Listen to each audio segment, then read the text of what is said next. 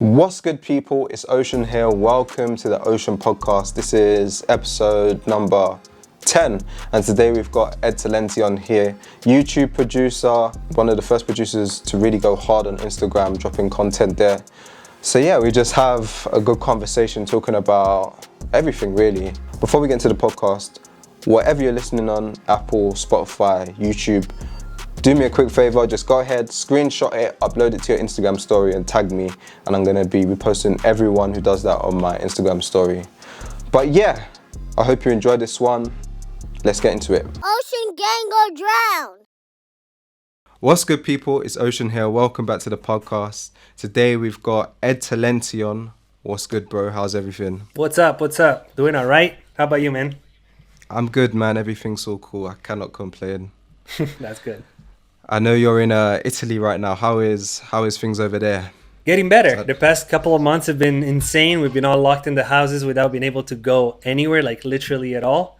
But it's gotten better. Since actually starting next week on Monday, I'll be able to finally go back to the studio. We're allowed to move around, so woo! Finally. That's good. That must be like a huge relief for you. Yeah, dude, like just being in a different environment, it just takes time to get used to, and then it's just different. I miss the studio a lot. I miss it so much. Do you find that it kind of messes with your creativity or your productivity a little bit? 100%. Except like when this quarantine started, I was like, I'm gonna make beats all day. This is gonna be like the best thing that's ever happened. I'll just have nothing else to do. But it actually kind of like killed my creativity a little bit. I don't know, just Really? not being able to go out. It just kind of like put me in a bad mood. It's weird. Yeah. No, I feel you on that one because recently I've been feeling kind of a similar thing. I don't know if it's because I've been inside for too long, Right. but then again, before I spent a lot of time indoors anyway. But yeah, the creativity is not the same as it was, I guess. I don't know. Maybe it's a mental thing though as well. I think so. I just it's probably like the big question mark of like what's going to happen, what's going on. It just added the stress. That It just kinda, uncertainty. like, yeah, exactly. So from next week, are you allowed to be outside like normal, or is it still quite kind of restricted for you? It's still very restricted. We still need to like show proof of where we're going and stuff like that. But they are allowing people to go to work, especially for people that work by themselves like me. And they're allowing just a little more. You can go visit like your family, like if you want to go visit your parents. I couldn't do that. Yeah. But now you can, and you know, as long as you can prove that it's within your town and you're not like traveling all the way across the country, then you're allowed to. So that's a lot better. What about where you are? Is it a little easier? Yeah, it's much easier. I know that, I mean, officially we're on lockdown, but I've been outside. It's not lockdown. Like whenever I go to the supermarket, I see just loads of people on the road like it's normal. Right. Maybe it's because people are getting fed up of it now. Probably. People just want to be outside. In the beginning, I think people were taking it a lot more seriously. But yeah, I literally only leave my house to do jogging in the morning or to the supermarket, and that's it. But yeah, I'm definitely seeing like loads of people out. It's not as strict. It's definitely not as strict as Italy, because you were saying that there was police on the road and everything, isn't it? Yeah. They actually pulled me over because my wife was going grocery shopping and she bought too much stuff and she couldn't like carry it home, like walking. So she called me and she was like, "Can you come like help me?" And I went out and then I got pulled over by the police while I was walking. They were like, "What are you doing outside?" And I was like, "I'm just helping my wife." And they're like, "That's not allowed. You can't do that." I was like, "Well, I mean, what are you going to do?" That's crazy, man. Yeah. That's mad. Yeah, dude. It sucks. But yeah, let's take it back to the beginning. We wanna know your story. Ed Talenti, growing up in Italy, getting into music. Let's go all the way back to the beginning. All right. Yeah, I was born and raised in Italy. I started getting interested in music like right away because my dad used to play like music. He still does. Just it's kind of like in my family. And then when I was like 10 or 11, they bought me a drum set and I got super obsessed with it. And towards the end of high school, I was like, I really want to do this for real, for a living. I want to play drums forever and I just want to do it like full time. And I decided to go study in LA. I convinced my parents. I moved to LA when I was like 18-ish, went to college for drums, finished college for drums, did the whole full-time drummer for like a year or two, and then got into music production. moved back to Italy just to have a little more like freedom, and just it was just in a better environment for me at the time. And then I started hitting like full blown 100% on the music production thing, Yeah. and then I just started working hard on that. That was like a quick, It's like fast like overview. 20 years. So just like no, not 20 years. 20 years in 20 seconds. No, that's cool. So what, when you was younger, was you playing drums in bands and stuff like that? Yeah. I mean, the first band I had, which is actually like it's kind of cool. It was with my dad and with my uncle, and we were like playing. Okay. We actually played like all over Italy. It was a lot of fun and a great learning Yeah. experience because they were way better musicians than me. And then when I moved to LA, obviously I was doing it full time, so I was doing like sessions, and I had my own band for a while, and we did like a couple like little tours and stuff like that. But I was always like either in the studio or live or small tours, like stuff like that, just session drummer, session player. Was It it was a hip hop blast. music as well in the beginning? No. I started from like rock and metal, Okay. and I did that for a long time. Then I got into jazz like through school, and Yeah. then from jazz I got into like Jay Dilla and Flying Lotus and that kind of stuff. And then I got into like hip hop, but I never listened to hip hop until like very recently. Oh wow. Yeah. Okay. That's mad. But when I got in, I know. But when I got into it, I was just like obsessed, just like I do Yeah. with everything. I just get obsessed over stuff. Um, so yeah, when I got into it, then it was like that's all I could think about. Yeah. So when you was playing drums when you was younger and stuff, was you self-taught or did you have lessons as I was self-taught for like I don't know, like the first year because I was just a kid, so I wasn't like super serious about it. But when Yeah. I wanted to get better, then I asked my parents like, can we find some sort of teacher or something? And then I started taking lessons, and I did that consistently up until college. So for Yeah, like because 5 years. I was thinking like when you go to study an instrument in university, that's like a pretty serious commitment, right? That you have to really Yeah. know your stuff. Yeah, getting into the school, it's already hard enough, and then just like when you get there, you're surrounded by like all these incredible musicians. It's just like it just pushes you Yeah. to really go like really hard because there's a lot of really good people there, just really good musicians. So yeah, I had to How work was hard. that? The college thing, Yeah. it was great. It was a lot of fun, and I met a lot of people. Like I made a lot of connections, just in music in general. Because the people that went out of there, then they went on to do their own thing. So there's people that play drums for like big artists. There's people that do other stuff. The experience of college was great, but the learning part, that's what I always like when people ask me like, is music college worth it? It's like the environment and the experiences, especially because I was in LA, so it was like a very unique experience. But the knowledge, like, I mean, you can get the same knowledge if you find a really good drum teacher. It's not like they have any secrets in college that people don't know about outside. It's like the information is there, but the environment is really what made it like the really cool experience and really worth it. To Yeah, me. because I can imagine being in LA. That's like a massive major music hub, right? So you probably have a lot of opportunities to network and mingle and do that kind of side of the industry. Yeah, and to learn a lot, like from people that just you stumble across these people that have been they just drop a bunch of names on you, and they're like, I work with this and that, and it's just a Yeah. weird experience to like be in that environment and just seeing how people think in that world. It's just different than the rest of the world, at least from what I've experienced so far. Yeah, LA is just a unique place. Would you move back there?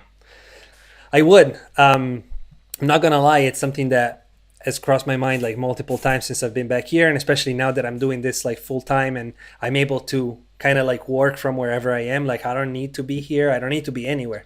As Yeah. long as I have a place to work and an internet connection. So yeah, especially because my wife is from there. She's from California, so we thought about moving back over there, but it's intense. Living there is it's hard and expensive. Yeah, it's so expensive. I can imagine being a lot more expensive than living in Italy. Oh yeah, dude. Right now I pay like $250 in rent Whoa. Yeah. And Wow, that is crazy. yeah, I You're don't gonna live pay at least 10 times that in LA for Yeah. something that's probably worse. for a smaller place. Yeah. Yeah. No, everything is pretty cheap out here. So, how did you get into music production? What was the jump from playing live, playing drums, to start actually making your own music and beats and stuff? Right. It actually started from a job that I got on Craigslist, which is really weird. I was pretty desperate for money at the time, and it was a hard phase, like money wise, because LA was hitting me hard, and I was making a living with drums, but it was tight.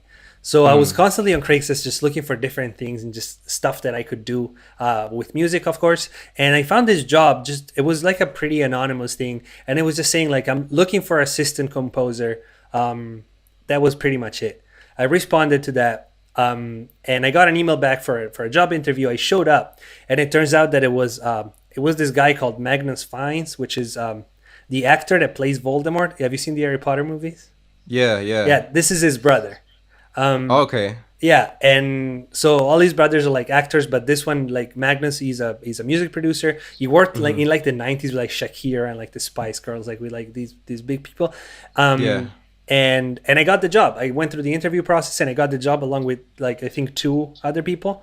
And through that, I just saw he had this studio where we were doing music productions for both movies and artists, and I just started seeing the process of like creating a song and just building music, like music production and all its aspects, and I just fell in love with it like immediately.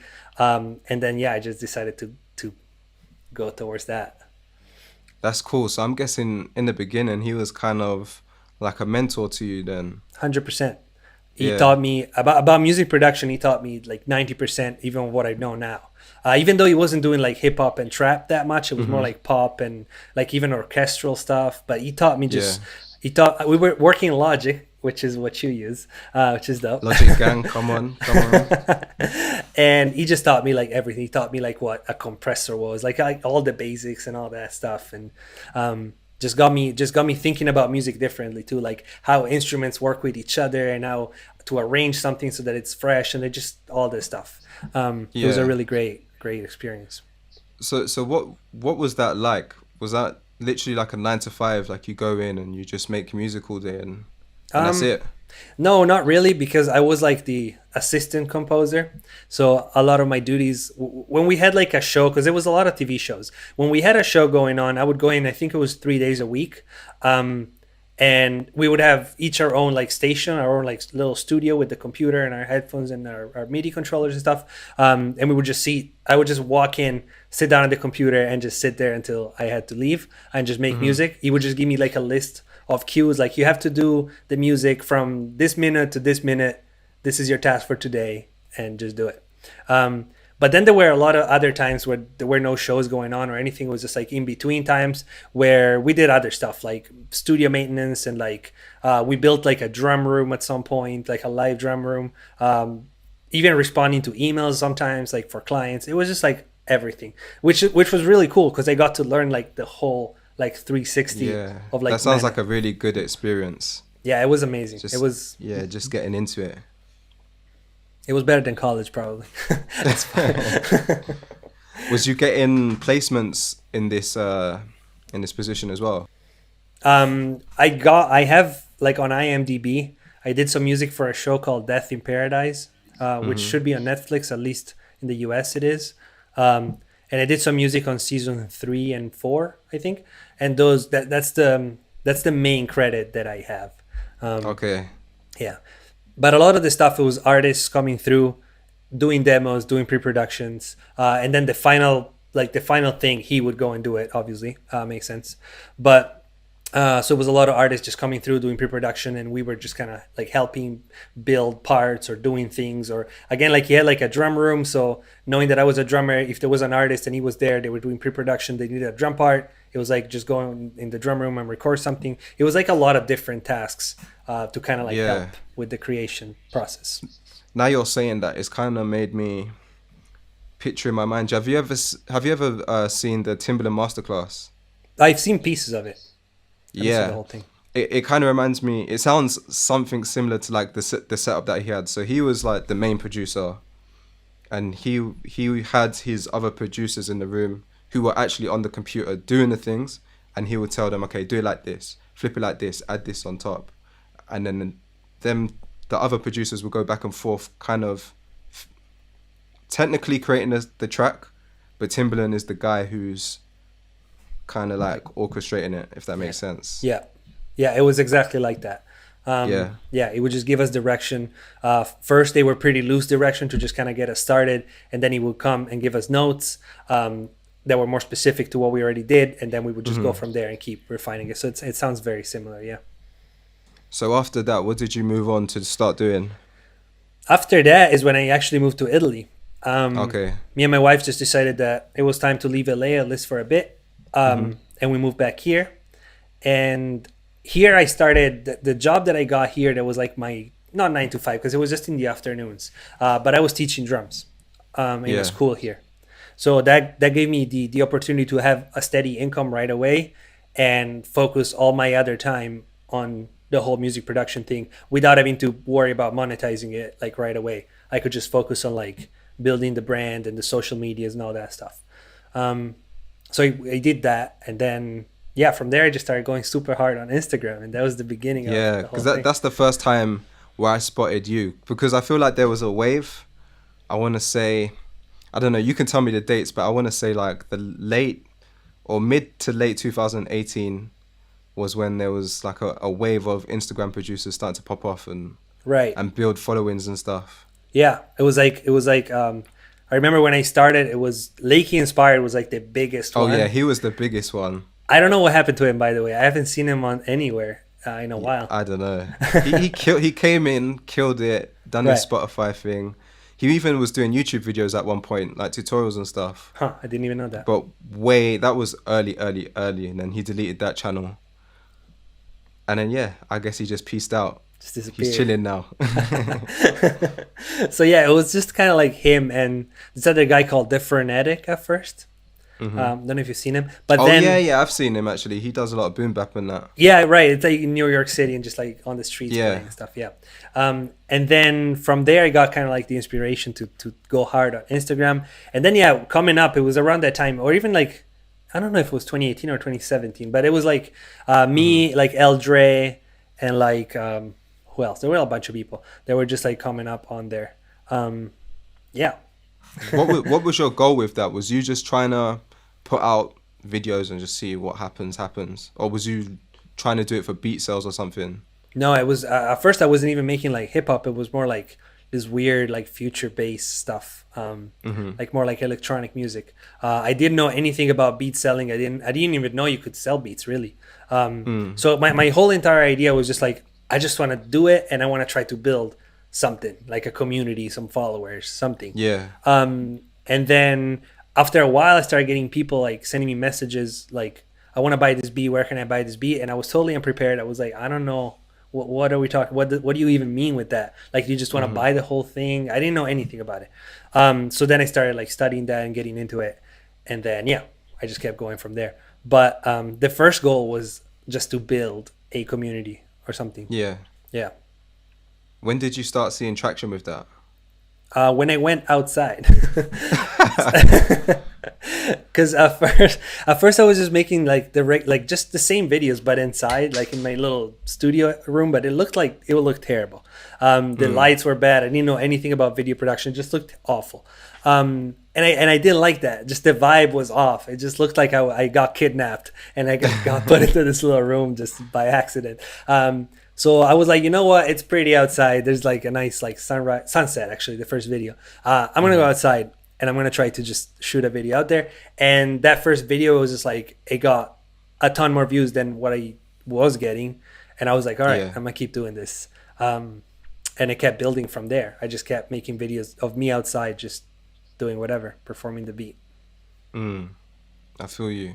There was a period of time where I started to do those Instagram beat videos. It wasn't as successful as you, but I was just I was still trying to figure it out. I don't know what worked for you, but what I was doing was posting a video and then putting like a bunch of different hashtags. Right. and then hopefully some would pop off, some wouldn't. What was your strategy with that? I experimented with hashtags like at first, like the first, I want to say 2 or 3 months, where I was like switching them out and just seeing what was working and what wasn't working. And then I came up with like this set of 29 hashtags, which I think is like the top that you can put, like the max. And they've been the same ever since. I never changed them. So I just do little posts, all the hashtags underneath. And that's it. Like I never really promoted the Instagram. To be honest, like right now, if I had to start from zero on Instagram, it would be a lot harder. Back then, there weren't that many people posting producer videos on there. It was like a kind of like a smaller niche. So it was a lot easier to like pop off a little bit. Right now, there's just so many of these videos. It's like even with like really well produced and everything. So it's just like a lot more competition. Yeah, for sure. Back then, it was a lot easier. Yeah. A lot I didn't less really do people. anything. Do you still focus on that though, or you're not really that bothered about it that much anymore? Not that much. I mean, I think that Instagram kind of like right now for most people, it just becomes like the hub for like everything. Whatever you do, like I think that if somebody discovers like a YouTube video where you are in, or like for people that do TikToks, whatever it is that you do, when they discover you, the first thing that they do, they look you up on Instagram. So it's kind of like this hub that it's like kind of really important to have. But to be honest, it hasn't brought me that many like opportunities. Like even when it was like when I was posting a lot and I was like growing fast and everything, it never really brought me. It brought me beat sales, I guess, but it never brought me like bigger opportunities or just like stuff like that. As far as beat sales though, it did help a lot because a lot of people that follow me on there were artists, so they would see the beat like as soon as I would post it. Like a few thousand people would see the beat like right away. So that did help a lot with the sales at first. Absolutely. Okay. So how was you getting those artists? You think they were just finding you on Instagram, or was you actually going out and trying to DM? Because for example, I'd say like in the beginning when I was trying to sell beats, I'd literally hit up 50 to 100 rappers every day, DMing them, bro, I like your music, da da da da da, talking, get a conversation, transitioning to trying to make a sale. In the beginning, it worked a little bit, but then after a while, once like all the bots came in, everyone kind of knew the tactics and that, it died down so fast. Same here. I had a phase where I was like, all right, I had the followers a little bit, and so I was already making some sales, but I started going hard on like finding new people. And I was like, same as you, I was DMing like a ton of people, saying hi, making a connection, and then eventually like asking if they ever needed beats, like just kind of stirred in that direction. But like you said, it just when too many people do the same thing, it just loses its power, man. It. Like at the beginning of the year 2020, there was this like funnel thing that was like popping off like crazy, and I did that, and it worked. I had a good few months, but then eventually like the whole like get free beats, and then you get caught into this whole funnel thing.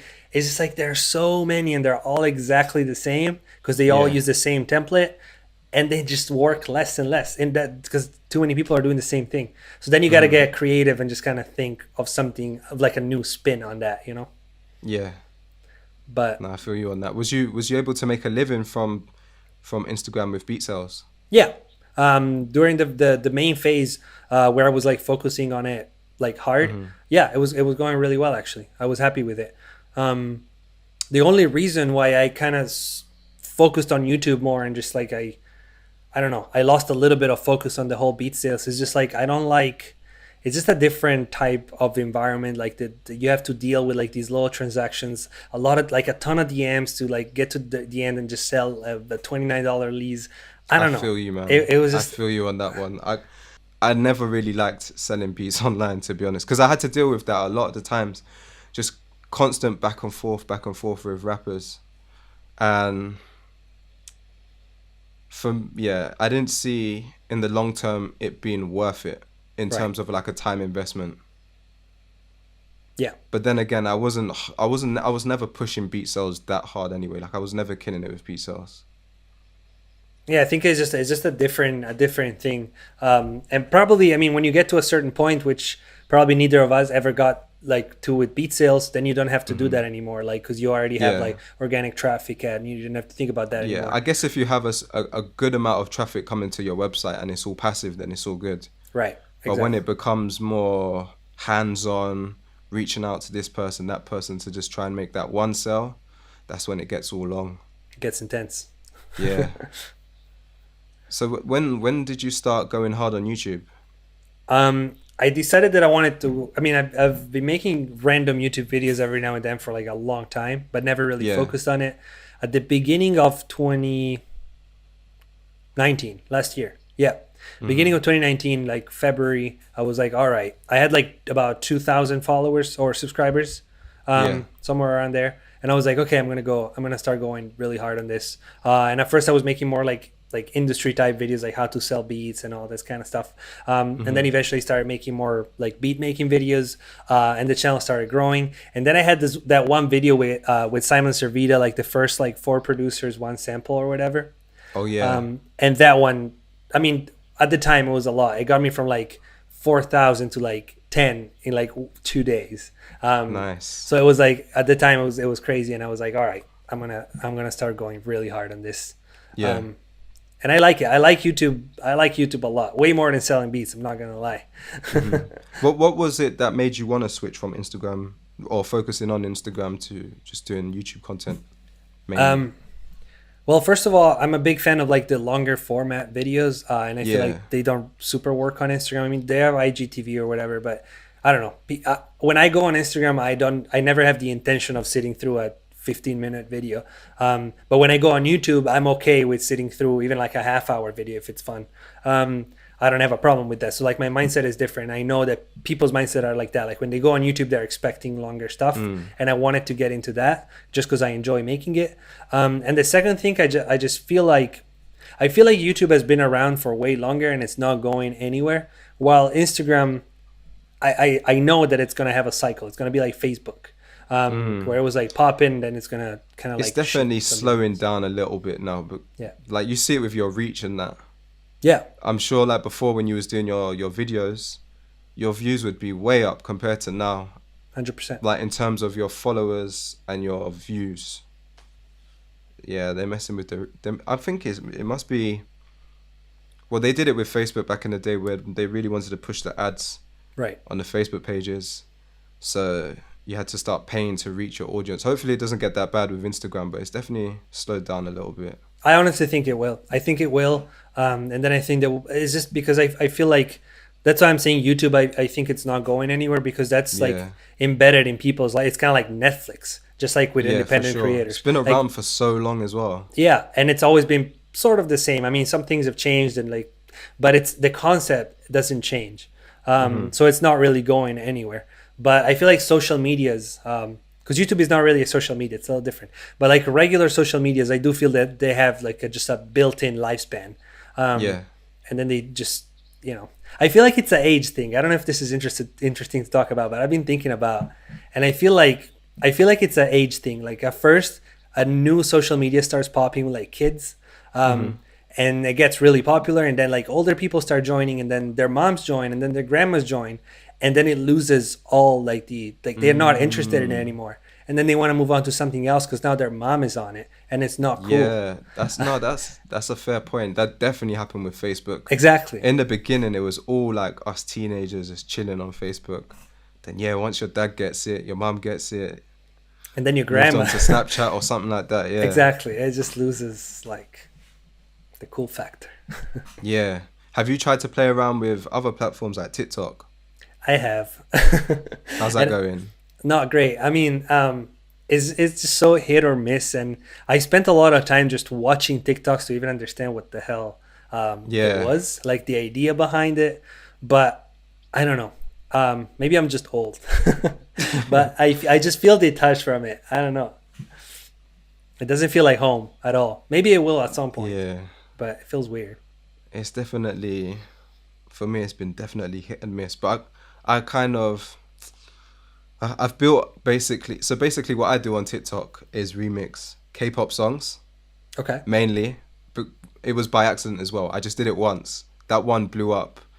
Then I did it like 20 more times, and then now my followers are just like these K-pop fans. Crazy. So now I'm like this K-pop remix guy on TikTok, I but didn't someone even know completely that. different on YouTube. Yeah, it's mad. I did not know that. That's dope, dude. How many It's followers cool. do you have? I think I might just hit about 70K now. Oh, damn. Okay. Yeah, you're growing it. So yeah, it's growing. But I'm definitely not focused on TikTok. I do it when I remember, honestly. My Right. main thing is YouTube 100%. Yeah, Yeah. it's just, TikTok is just it's different, man. And there are some people that do, dude, like Lucian and stuff, like Lucian and Eldre are killing it Eldred on too. Yeah, TikTok. Yeah. they're building a whole career, like And I love the crazy. way how they've done it as well, because they're the artist producer. Right. People go to their Spotify's and listen to their music. That's so sick. Yeah, It's a different kind of lane than I for guess sure. than and I guess than us YouTube producers in a way. It's But it's different. cool. Yeah. It's different because I feel like they appeal to a much more like mainstream audience, especially Illusion, but Eldred too. Like I don't think a lot of the people that follow me on TikTok are I mean, there's a lot of producers now because they have that name out there, but a lot of Yeah. people are It's just just music lovers in general. yeah, like just kids that like the original song and they like the remix and that's it, and they like Yeah. work out to it. So that's really cool. That's amazing. So on YouTube, because obviously you've been growing quite fast and that. You've been doing your thing on YouTube. How have you just found that journey? What do you mean, like how has it been? Yeah. Hard. um, it's just it took me forever. It took me a long time to get my kind of like rhythm and to kind of just like get the snowball effect kind of like starting, you know. And I'm still working on it. Like I'm not even at like 40,000 subscribers. Like I'm still working on it a little bit at a time. Shit, I kicked the camera. Uh, it's like a slow process, but the thing that I love about YouTube the most is just the community, because I never Yeah. got that on Instagram. I felt like I was part of a community, like the producers, but I never felt in touch with the people, like with Yeah. the people that watch the content. But on YouTube, I'm just loving the whole community thing, and it just really feels like a little family, you know. It's just really cool. Yeah, definitely. Different. You got the whole flute gang popping off over there. Right. Yeah, I just really like that aspect, and just seeing people just falling in love with the brand and like the connection with the people. It's just a really Yeah. cool dynamic that I never got on Instagram, and I think that it's dope. Yeah, you can definitely build deeper connections with people, but I think that's also because of the long form content. There's only so much you can show in an Instagram video, especially if it's just a beat. But Right. at least like with YouTube, you can show a bit of your personality. You can go more in depth with the beat making stuff. Yeah. Yeah, I love 100%. YouTube, man. I just love YouTube. I'm I not know, gonna it's lie. so good. It's so good. I'm a YouTube, like I watch a Yeah, lot of YouTube same. channels. What Like, kind I of watch, YouTube channels do you watch? I mean, I watch all you guys, and then I watch a lot of like the mainstream. Like I used to be in love with like Casey Neistat. I watch a lot of like Peter McKinnon, like photography and Yeah. videography channel, especially right now that I'm like studying this stuff a little bit. What else do I watch? I watch a lot of random stuff. Nothing too crazy though. I just don't know. I just fall in love with like certain personalities. Like I just really gravitate towards like good personalities, and then I just watch whatever the content is. It doesn't really matter if the personality like drives me like to watch it. Then I'm obsessed. Yeah. What about you? What do you watch? Oh man. I'd say I watch a lot of fitness stuff. Okay. Mainly because now, especially now as well, I'm starting to get more into working out and eating good. I watch a lot. I watch a lot of cooking because I like to cook as well. Nice. But I watch a lot of the fitness guys as well for that personality thing, and because I'm really trying to learn from them. Because I say this all the time in the podcast, but they've been able to take their content and make it interesting to a broad audience, not just people who are trying to work out. You're kind of, yeah, their main thing is fitness, but it's about their journey in general and what they're getting up to in their life. And that's what I want to bring to my content. Not so that it's always just about the beat, but just you're coming back to the content because you want to come back and see like what I got going on basically. So Absolutely. I watch that to learn a lot of, just learn how they do their content, how they make it engaging and that. And then what else do I watch? A lot of those camera guys, because I'm trying to learn the cinematic stuff. A lot of football stuff as well, though, honestly. Nice. Yeah. You a big football fan? Yeah, man. What about you? Not really. No? Man, and you got the big and teams in Italy as well, man. right, I know. It's like the only thing that people talk about out here, and I'm like, what? Me and sports are just, we're not meant for each other. Just in general, like even fitness, working out, dude. I'm pretty lucky with my metabolism right now, but if it changes, it's gonna be a disaster. Oh man, when quarantine started, I went down a bad rabbit hole. I just started eating every single snack. Right. Like there was no tomorrow. And then all of a sudden, I step on the scales one morning, and I'm like 4 kgs heavier than I've ever been. I'm like, what's going on? What's going on right now? Like I need to sort this out. And then ever since then, I just been like on it, man. I'm not trying to get fat or out of shape, man. Right. Especially like past a certain age, it just. How old are you? I'm 24, but I'm going to be 25 in like 2-3 days. Okay. I'm 28, and everybody's been telling me, dude, when you turn 30, it's just going to change. Like you're not going to be able to live the life that you live right now as far as like food and just not thinking about it. And I'm already starting to see it. I'm 28. But even, that's what I'm trying to say. Even before 30, you definitely feel it, because I'm looking back to pictures when I was 20, 21. I was way skinnier and I used to eat way more than I do now. Right. I didn't have to work out to like have a good physique, but yeah. Yeah, I feel as you get older, you're going to start losing it. So you got to take care of it. Right. Or it's going to be too late. Yeah. Got to start watching some of those YouTube channels. If you could give, I know this is like a really generic, broad question, but what is some things that you would say has helped you seen some growth, seen a turning point in your channel where, I don't know, more people are engaging or more people are watching your videos? What are some things that you've implemented that you could suggest to other people? The first one that comes to mind, which is kind of what you were saying about other YouTube channels that you watch, not so much for the content, but for everything that's around it. I really started thinking a few months ago about, instead of just like the beat, which is fine, the tutorial, whatever it is, I started thinking of more like the storyline. Like how can I turn me making a beat into a story that has a beginning, a middle, an end, had some tension in the middle, release, just like a story. I started thinking a lot about that, and since I started implementing that, I've definitely seen a lot of growth around the channel itself, because there's a lot of tutorial channels, a lot of good tutorial channels with a jillion followers that I'm never going to be able to compete with, not for now at least, like as far as like keywords and all that SEO stuff. So I just started really thinking about my content differently and thinking about the story, and thinking about how to create something that's a bit deeper than just a beat. So that was definitely one of the things. The other one, I mean, it's obvious, but it's like the consistency or whatever, just like always posting and interacting with the community. So always responding to the comments, like just the general stuff that you hear everywhere. Other than that, I don't really know. I've been investing a lot in video production, and that has helped the views a lot.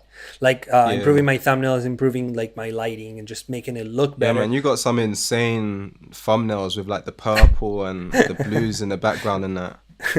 I've been experimenting. I'm still learning a lot, but channels like Peter McKinnon, dude, like they changed my whole aspect on like video production.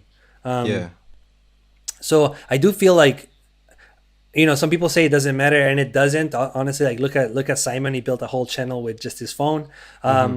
But I do think that if you can implement something like that, and if it's something that you're passionate about, like it's just added value. Like whatever you can bring to the table, do it. Like, you know, just something to make it unique. And not for everybody. For some people, it's not going to be video because they don't give a shit about video. It's going to be something else. Everybody brings their own thing, and that's the beauty of it. It's like, when the tutorials are all the same, what do you really have that it's yours and yours only, and that's your personality, that's you and your passions and who you are. That's the one thing that you're the only person in the world that has it. So that's what you should bring to the table the most. And I think that attracts people too, because then it's like they really get to know you rather than just like how to mix your your drums or whatever. Yeah, and I guess that's what makes you unique in. Personally, I don't think the producer niche on YouTube is saturated whatsoever, but it definitely makes you unique in this space, and that's what you're known for. Like when you think of Kyle beats, Right. you think of the very cinematic stuff. When you think of Simon, you think of it's not even so in depth, but it's just knowledge right there, bang Right. in your face, easy to digest. So yeah, you definitely, I guess, zig when everyone's zagging and kind of find your own lane. Yeah. But yeah, it takes time. It does take time. It's that's why, like, for people that like say what should I do about YouTube, and like I want to grow, how do I do it? It's just like start making videos, because even Yeah, from and person. be patient as well, man. Yeah, exactly. It takes a long time. It took me forever to just get 10K subs. Yeah. So, and that was consistent videos like every week, 2-3 a week. So yeah, it takes time, man. Just yeah. When you accept that, then it gets a lot easier. You're like, all right, I'm okay with getting 45 views on this video, even though I put all this time into it. I'm okay for now, and I'll just grow it a little bit at a time. Yeah. I agree. I seen you start doing live streams as well, and you're going hard with that. Thank you for being on one of the live streams, by the way. Oh no, thank you for having me, bro. That was fun. That was a cool one. Is that something that you're gonna be doing a lot of then in the future? Is that something you want to do? Yeah, I started. This is just like I don't know. I wasn't in the studio. I was here at the house, and I had some more time. I was like, why not? I'm gonna try it out, see what it's all about, dude. I am in love with it right now. I've only done like, I don't know, less than 10. But I set up a schedule now. I'm gonna do them like twice a week. One time it's like cook up, fun, chatting. The other one is more like the beat critique, like reviewing people, and just having fun with the community. But I fell in love with the live stream because it's what we're talking about. Like, it's like the best way to connect with the people in the community. It's live. They ask you something, you respond like right away. It's just as real. It's the closest that you can get to actually being in a room with all these people that watch your content. So it's been super fun. Like, I actually want to go harder on it. Like, it's like my new obsession. A lot of fun. I want to start getting into that as well once I upgrade my laptop so I can actually do it. But are you planning to do it on Twitch as well, or just YouTube? I thought about it, but I was like, honestly, the thought of starting something from like zero gives me mad anxiety. But maybe I'll think about it. Right now, I'm doing it on YouTube because I know I'll get some views and I'll just have some people on there. But maybe at some point I'll try to like either do a little bit here and there. I don't know. We'll figure it out. But maybe. What about you? Where do you want to do it? I'm thinking Twitch. I mean, I'll definitely do it on YouTube as well. But then after a few of them, I think I'm just going to put it all on my Twitch and keep my YouTube videos just for YouTube. But you know what I'm thinking as well? Because as you said, like, Twitch is its own platform within itself. Like, it's its own beast. You starting from scratch and that. I don't know. It's not appealing, obviously. But I see a lot of potential in it. There is a lot of potential, for sure. There's like Nick Mirror, Cash Money AP are on Twitch, and they're killing it. But you know what? Actually, I was looking into it the other day of some gamers who were doing Twitch. And it seems to build up on it's not as straightforward as YouTube. What do you mean? In terms of like subscribers and stuff. Okay. I think a subscriber means a lot more on Twitch than it does on YouTube. I think to be a subscriber, you have to pay or something like that. Yeah, I saw that too, actually. I think you can be a follower for free. Oh, okay, cool. But then you pay a membership to the channel to actually be able to like interact with the chat and like do other stuff. Like, I need to look into it more because I don't think if you're not subscribed, you can watch past videos, can you? I don't think so. Unless I think live.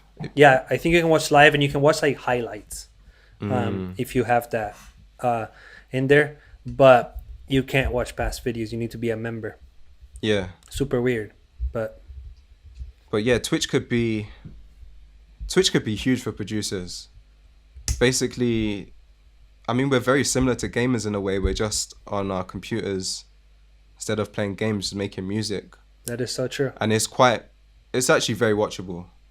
I can sit there and watch a 4 hour stream of Nick Mirror to Yeah. cook up I personally enjoy that. Me too.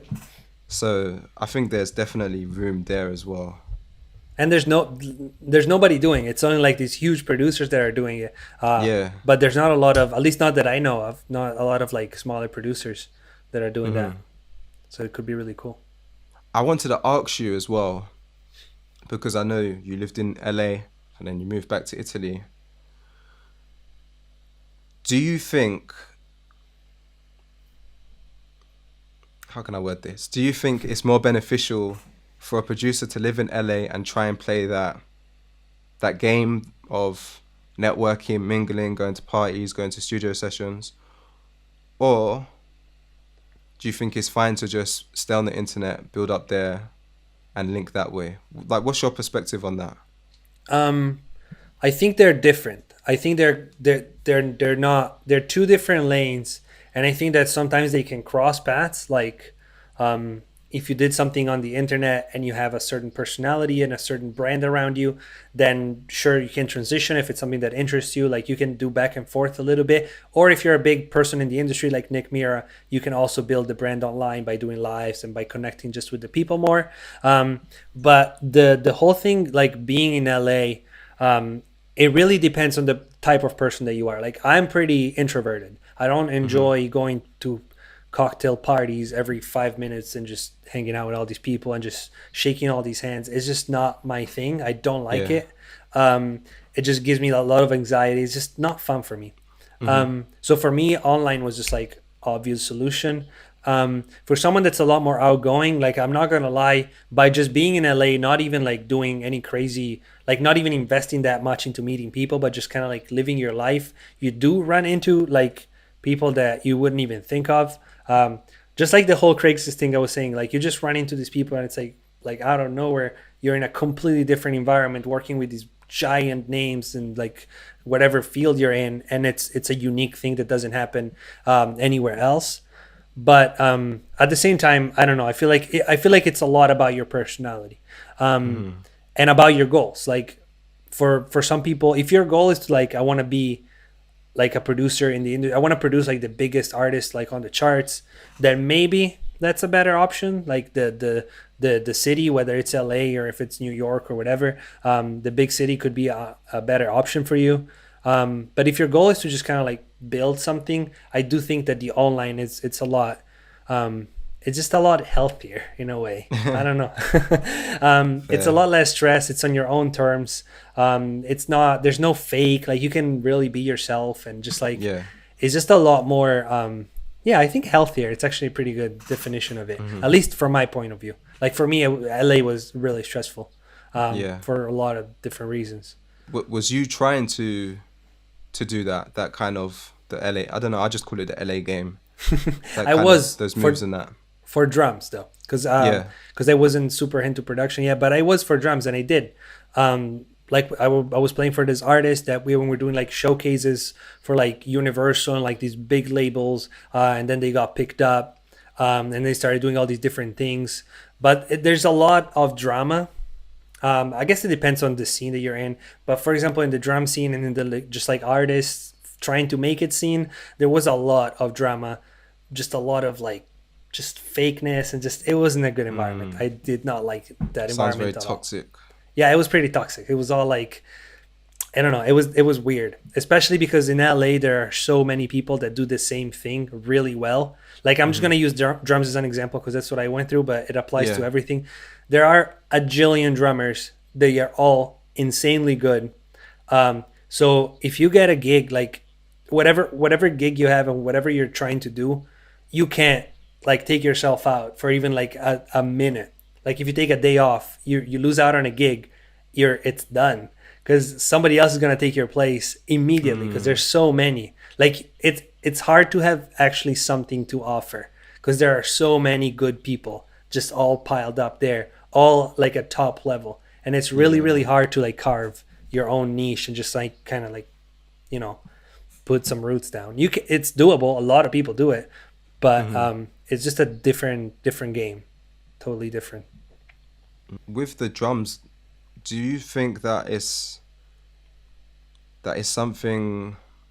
Do you think you've taken the skills from your drums and playing the drums for years into music production? Do you still use your knowledge from that? Yeah, I think so. For the stuff that has to do with rhythm, for sure. I mean, obviously because it's drums. It's helped me a lot to just like, I don't know, just think about drums in a certain way. But I've always just wondered. I mean, playing the piano is quite easily transferable to making melodies and music. Guitar, same thing. Drums, I don't know. it's different. It is transferable, but I was saying like I think that the skill that I like that helped me the most with production from what I was doing before is actually just like working, because when I was a drummer I was working in the studio a lot with people, so I was just used to writing parts on the spot for stuff, because there wasn't any preparation. It was like, come in tomorrow, we're doing like 5 songs. Never heard the songs. You show up, they play you the song 1 or 2 times through. You have to come up with the part in your head or scribble it down or whatever you need to do. And then you go into the studio with like a bass player and a guitar player, and you guys discuss it like really quickly. Like, what are you doing? What are you doing? What am I doing? Do the parts work? Okay, they work. Let's record it. It's kind of like that. So that process of just like listening to everybody else, listening to myself, and making parts that work like a puzzle, that helped me so much with music production, because that's what it's all about. Just making parts that work with each other and they're not clashing, and it's like a puzzle. So that skill definitely helped me a lot. That playing the drums, I mean, I guess, well, like with rhythm knowledge and stuff, but that skill is definitely more important. So what's your goal? Where do you see yourself taking all what you've built so far? What are you trying to do? I'm trying to build basically what I've been doing, just making it better, bigger, and more. I don't really care about going into the industry or producing for artists. I really enjoy working mostly alone, on my own terms, doing my videos. I really enjoy that aspect of it. So it's not something that I'm gonna be willing to lose anytime soon, by signing a contract with some publisher or something. It's just a different route. So I think my main goal, even long term, is to just keep building a music community around what I do. And I don't even know if it's always going to be quote unquote trap beats or hip hop beats, because music changes through time. Like trap is not going to be the sound anymore 10 years from now, just like it wasn't 10 years ago. So I really like the idea of just making music and just building a community of people that love music, and just doing music. Like that's really it. As long as I'm able to do it for a living, I don't care. I don't care about being rich or anything like that. It doesn't appeal to me at all. That's cool. Just music. I just want to be able to do music from the moment I wake up to the moment I go to sleep. That's it. Sick, man. Yeah. Nice and simple. No, that sounds like a stress-free kind of life, That's the goal. I mean, I'm doing it, but that's the goal, to like keep doing it forever. What about you, man? What's your goal? I have a similar kind of vision to you, I guess, in terms of I just want to build this as big as I possibly can, really. Like, I definitely want to get 1 million subscribers in the next few years. I'd say I'm kind of obsessed with just making my actual content better, like increasing the quality of my video, not even just the beats, but just how, I guess, the story is told visually. I really want to get to a point where my videos are sick and cinematic, and they're just appealing to watch and engaging to watch. Right. And definitely have that factor of people are not just coming to learn Logic Pro X anymore. They're coming to watch and see what's going on. And in the future, if I wanted to branch out and sell a water bottle or, I don't know, a remote control, a book on striped how shirts. to cook, striped shirts, then that's something I can do, and it's not going to be a problem at all, because people are here for me, not just beats and stuff like that. But also, I don't know, I have this battle in my head, and it's happening. I realize it's happening like every day now. I definitely do want to get placements. That was a goal of mine at the beginning of the year. And that's why I asked you as well about living in LA versus being online, because I'm stuck in two minds with that. I'm trying to get a bit more clear with myself on that. As much as I'm on one side, I love my comfort. I love making music at home, my beats, my videos and that. But on one side, I'm thinking like, do I need to take a leap and move to a big city? Do I want to chase that the plaques and all that? Or is this just my ego speaking because I think it's important or something, you know? It's a good question. Well, I think that you can combine both. Like, I've had a couple, I don't know if you can call them placement, but it's a couple like opportunities with bigger artists, and they have come through me doing this online. So I think that like if you grow this big enough, like look at Cody, the producer. I don't know if you know Cody. He built like a type beat channel and on an online brand or whatever, and then he joined Internet Money, and now he's gonna be producing for like the biggest artists in the world. So I don't know if you need to move to LA, man. I mean, if you want to, it would be great. Honestly, nah. I mean, I don't know. I've been to LA and I like it. I like the city. Like it's got the beach, it's got the nice weather and that. Right. The vibe is cool, but I'm not gonna lie. I prefer to live in London than living in LA. But yeah, I think it would be cool though as well. I was speaking about this with another vegan, of documenting what it's like to be in the industry, because I don't think it's actually happened just yet that much. Like Internet Money does a little bit with the vlogs and stuff. Yeah. But someone actually trying to go hard and get placements and go studio sessions and that, there's not that much content on YouTube about that. I think that could do really well. That could be the cool. first person who does that and like kills it. Right.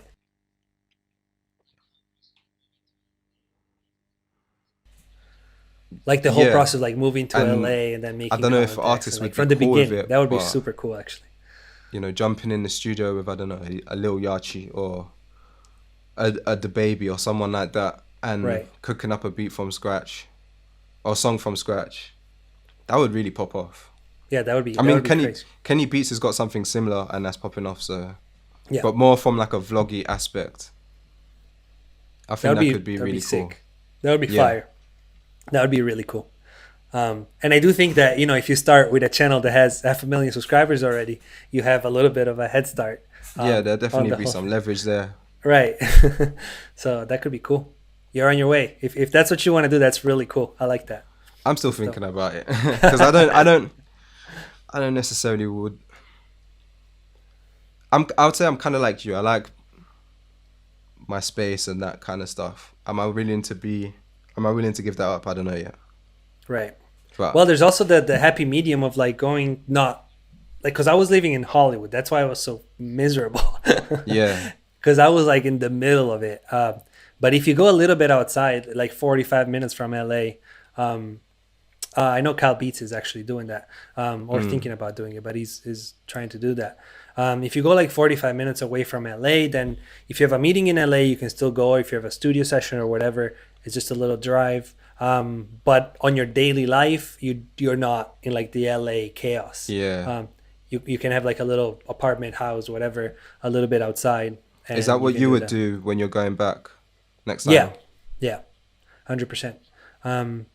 I'm not going back to Hollywood or something like that because it's stupid expensive, and it's not even like a cool area. I mean, if you're a millionaire, it's a cool area because you can get like a house in the hills and it's the most beautiful thing. But if you're just a regular guy, even if you're like making good money, but you know, even if you're making 6 figures, you're still broke in LA. Yeah. So you can get a nice apartment or something, but the area is gonna be not amazing. It's just, I don't know. I wouldn't move back to LA. I would move around it. But just a like a personal question. What do you actually prefer? Do you like living in LA or do you like living in Italy? Not Italy. I not to hate on my own country, but I don't like living in Italy. I moved away for a reason. The first time. I don't love living in Italy. There's a lot of stuff that is just not my cup of tea. It doesn't have to be LA though. Like for example, I went to Amsterdam and I fell in love with Amsterdam. Like I could totally see myself living in Amsterdam. which is totally, I don't know, I don't think there's much going on as far as like hip hop music, or maybe there is, I don't even know. But it's just a beautiful city that Yeah. just I can vibe with.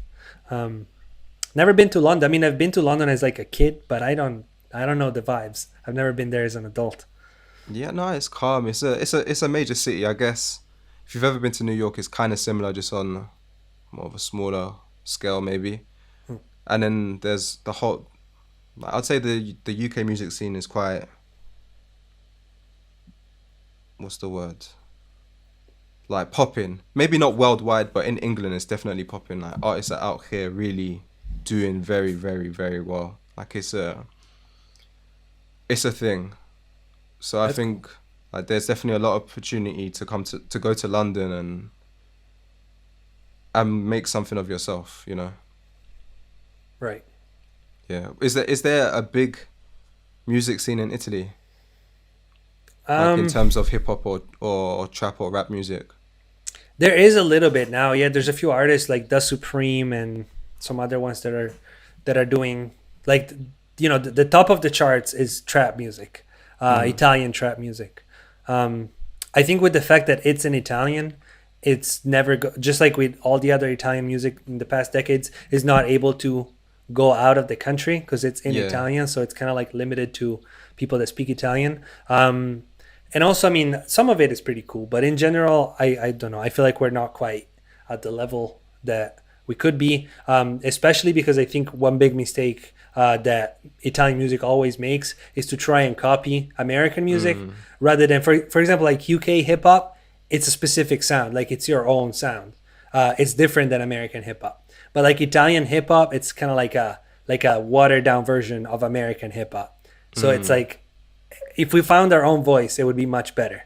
If we still Yeah. made like modern music, we don't have to like make like old music, modern music, but like a unique style. That would be so much cooler than just like trying to copy something else and it just comes out weird. Yeah. No, I definitely see that in cer- certain parts of Europe. Like in Spain, for example, they definitely got their own thing, like their own sound as well. But then there's also like the trap scene, which is a bit watered down, just in Spanish. You Right. get that in the UK with some music as well. Like it sounds very American, but people still do really well with it. Yeah, yeah, Because I same here. guess I guess people connect more with the local person. You know, the person that they can relate to more. If they can listen to a Young Thug and really love him and all that. But if they hear like the Italian Young Thug, they understand the words. Right. Like he's one of us, so it's still like still a very viable thing, I guess. Yeah. And also like I don't know about the UK one, but like for Italian, like the lyrics are different. Like they're not talking about being in a trap house in Atlanta, which obviously a kid in Italy doesn't even know what that is. They're talking about something that's more relatable for someone that grew up here. Yeah. So yeah, just that I think that changes it a lot. I don't know about in the UK. Do they talk about what do they talk about? To be honest, yeah, it's hard to just pinpoint because the UK has so many different styles of music that's all popping, that's all doing very well commercially in the charts and just locally, Right. like on the streets. Drill music is massive, probably the most popular genre. Then you got like the trap guys that are killing it. There's grime as well, which is a very specific sound. Yeah. It's not as popular as it used to be, but I'd say there's like individuals within that scene that are doing well and still lifting and carrying the flag. And that's more, I'd say grime more so than just the music and genre itself. It's more of a culture, Mm. like a London culture. Well, not even London, just a UK culture. And then you've also got this one called Afro Swing, which is similar to dancehall and Afro beats, and that's its Okay. own vibe as well. But like all these separate, I guess you could call them mini genres, Right. are all popping. They're all like got their guys in their genres, charting, doing well, touring, making a killing. So it's hard to just point down one, but everyone's talking about everything, man. From the guy selling drugs to I don't know, man. Everything. There's just many stories, I guess. All over The the UK, place. even though the UK is tight, is a small place. There's just so much music happening here right now that makes it just seem a lot bigger than it is, I guess. And Right. even now, it's starting to go worldwide. There's some guys, I guess like Storm. I don't know if you ever heard of Stormzy or Skepta. Not- Those are the most. I say like the most popping guys. Like those guys get to tour worldwide, and like they got the international base, I guess now. Right. That's dope. Yeah. I mean, the UK is like a history for being like, along with America, it's like the two countries that have the most like that have influenced music the most in the past like 150 years. Like we rock like the UK. It's like all the bigger bands like the Beatles and Led Zeppelin and everything. They all come from there.